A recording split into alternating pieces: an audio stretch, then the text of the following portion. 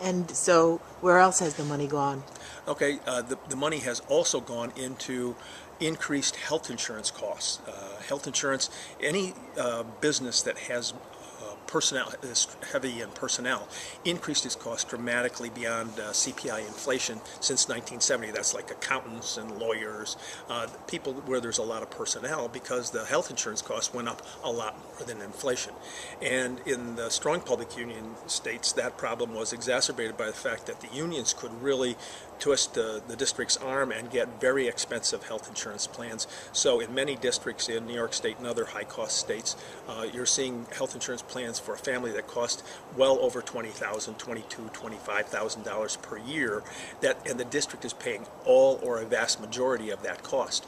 Now in the low-cost states, they held the line a little bit better by going to higher deductible plans, more like what you see on the health exchanges now for the Affordable Care Act. But even those have gone up dramatically since the 70s. A health insurance plan in 1970 for a family might have cost $700. The same, even with a high deductible plan today, is $14,000. I know you've also written in the book about the fact that each school district is negotiating its own health insurance, and consequently they have to hire a lawyer, an expert in health insurance, a lawyer with expertise in health insurance, a health insurance consultant as well at every level. And you suggest one of the solutions to be that these things, salaries, health insurance, are negotiated at a state level. Yeah. Because at each school district, they're somewhat amateurs in this regard, negotiations. Right.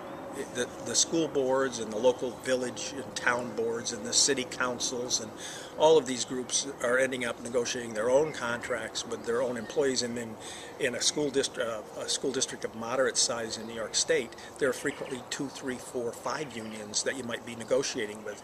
So it's a huge investment of time and leadership energy in trying to get these contracts organized and set.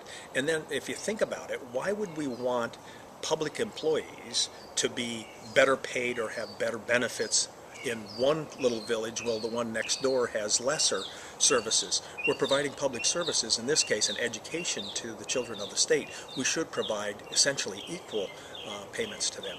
Now there are needs for regional cost adjustments.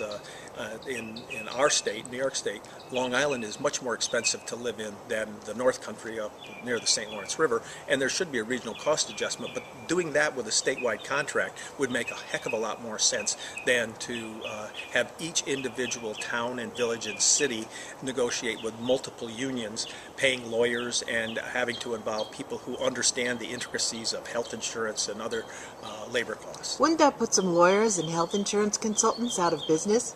Yes, and I wouldn't feel too bad about that, because to be honest with you, we should be putting the money into children and making sure that their educational opportunities improve, not putting it into negotiations, which, by the way, also distracts the leadership from the essential task of improving instructional results.